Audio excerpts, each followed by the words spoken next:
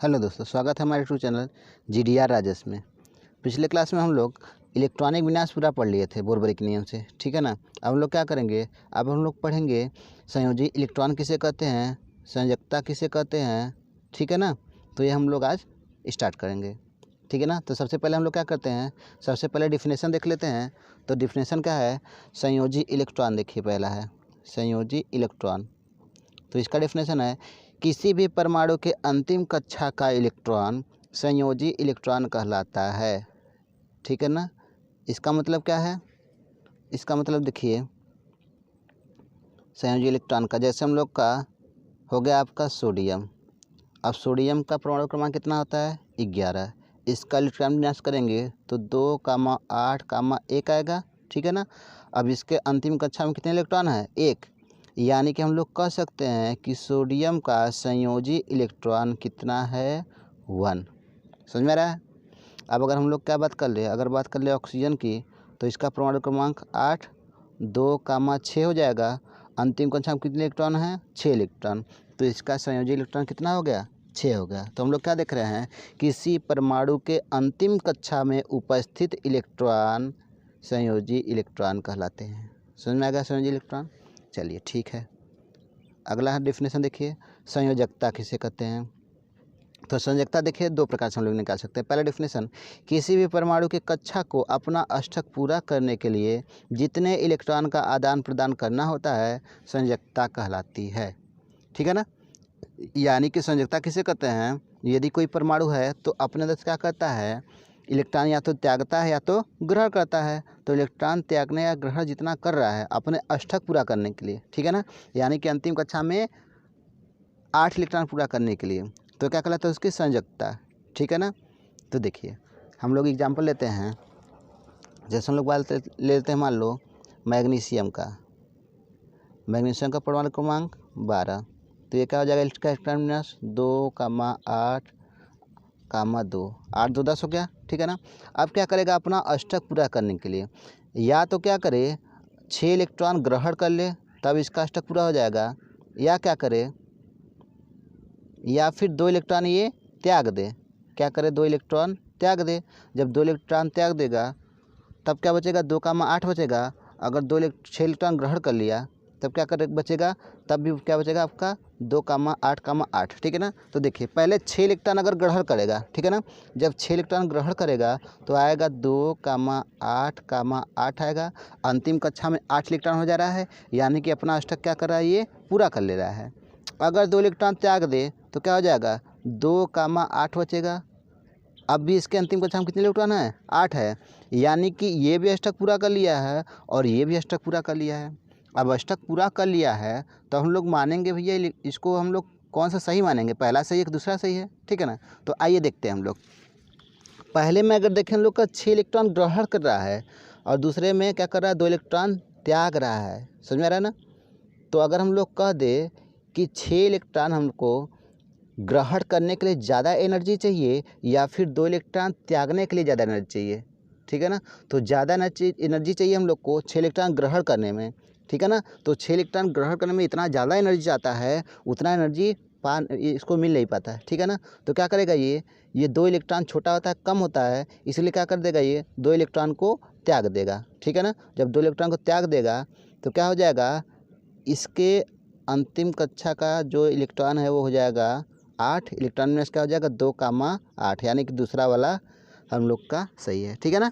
तो इस प्रकार से अब देखिए, अब कितना इलेक्ट्रॉन त्यागा हुआ है ये 2 इलेक्ट्रॉन।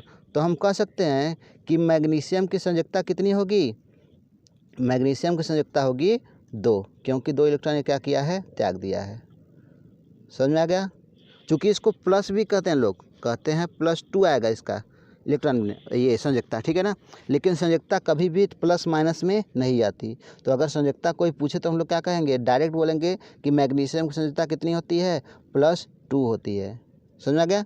चलिए आगे बात करते हैं हम लोग, यहीं पे हम लोग कर ले ऑक्सीजन की बात।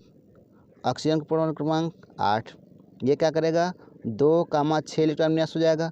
अब क्या करेगा अष्टक पूरा करने के लिए, ठीक है ना। तो देखिए कुछ छोटे परमाणु ऐसे होते हैं जो कि अपना अष्टक पूरा करने के लिए मतलब क्या करते हैं, अंतिम कक्षा में 2 इलेक्ट्रॉन रह जाता है तब भी उनका अष्टक पूरा हो जाता है, ठीक है ना। क्योंकि जो हम लोग का पहला कक्षक है, पहले कक्षक में हम लोग केवल 2 ही इलेक्ट्रॉन भर सकते हैं, इसीलिए कहते हैं इसका अष्टक ये पूरा हो जाता है, तब भी स्टेबल हो सकता है ये, ठीक है ना। तो अब देखिए, अब अपना अष्टक पूरा करने के लिए या तो 6 इलेक्ट्रॉन त्याग दे या फिर क्या करे 2 ग्रहण कर ले। तो जाहिर सी बात है कि 6 इलेक्ट्रॉन त्यागने में क्या करेगा, ज़्यादा एनर्जी लॉस करना पड़ेगा, लेकिन 2 इलेक्ट्रॉन ग्रहण करने में कम एनर्जी देना पड़ेगा, ठीक है ना। तो क्या करेगा, 2 इलेक्ट्रॉन ये ग्रहण कर लेगा। तो ऑक्सीजन का क्या आ जाएगा इलेक्ट्रॉन विन्यास 2,8, समझ में आ गया।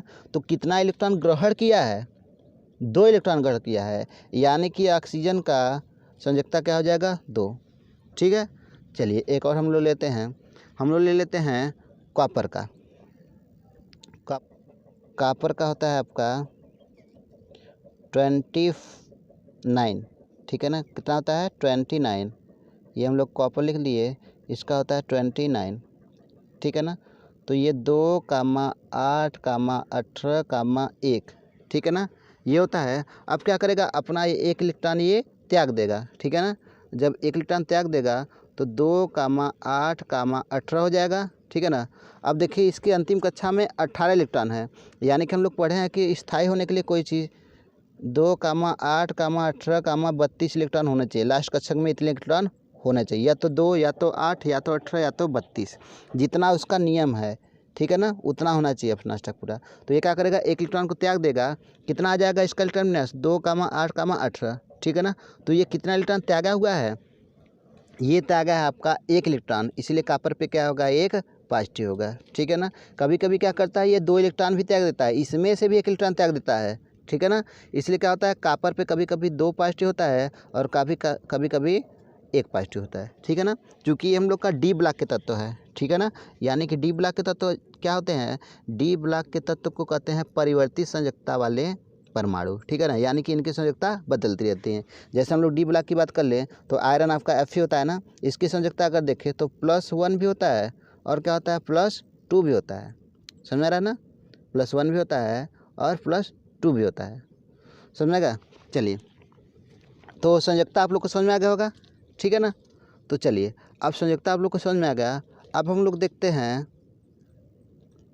संयोजकता का दूसरा डेफिनेशन, ठीक है। चलिए ये देखिए दूसरा डेफिनेशन सिंपल सा, संयोजकता निकालना कैसे, ठीक है ना। पहला है किसी परमाणु के संयोजी इलेक्ट्रॉन 1 2 3 4 हो तो उसकी संयोजकता 1 2 3 4 होगी।